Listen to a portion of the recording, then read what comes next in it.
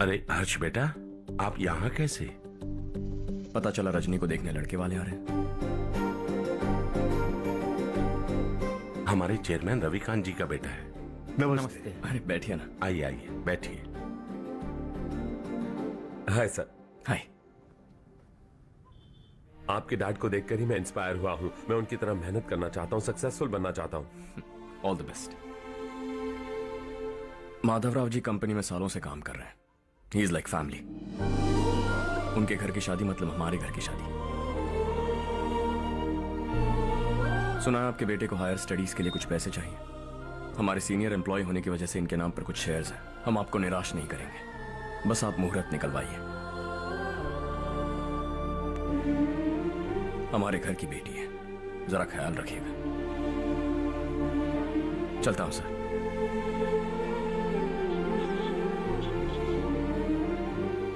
कल ऑफिस से 20 लाख का चेक भेज दूंगा।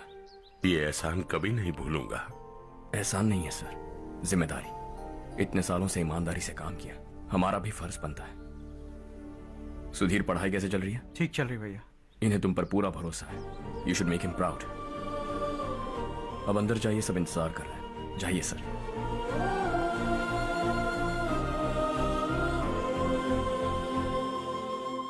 हर्षा, मीटिंग से कहां चले गए थे? वापस ही नहीं आए? कहां गए थे? आप उसे मीटिंग कहते हैं? लड़की से मिलवाना है तो सीधे कहते क्यों नहीं? ऑफिस में बोर्ड मीटिंग का बहाना बचकाना नहीं है। आपने जो किया मुझे बिल्कुल पसंद नहीं आया।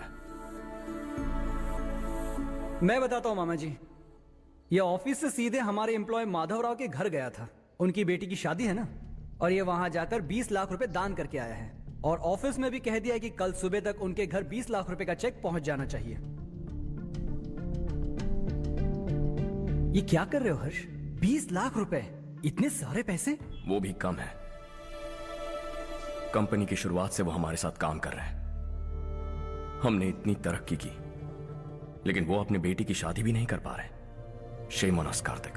अगर कोई भी मुसीबत में फंसा होगा तो क्या तुम उसे पैसे दान करते फिरोगे? Their family. शायद ये नहीं जानते वो मुसीबत में है, वरना मुझसे ज्यादा देकर आते। चेक सुबह पहुंच जाना चाहिए कार्तिक।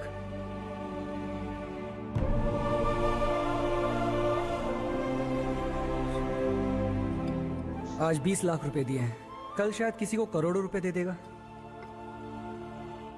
तुम अब भी उन 20 लाख रुपयों के बारे में सोच रहे हो, और मुझे उसकी सोच को लेकर चिंता हो रही है।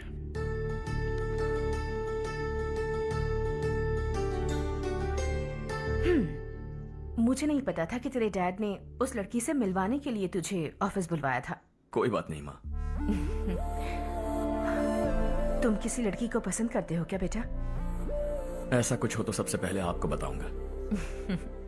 ठीक है, अब जल्दी से सो जा। सुबह 5 बजे मंदिर जाना है, वहां मुझे तेरे नाम से पूजा करवानी है।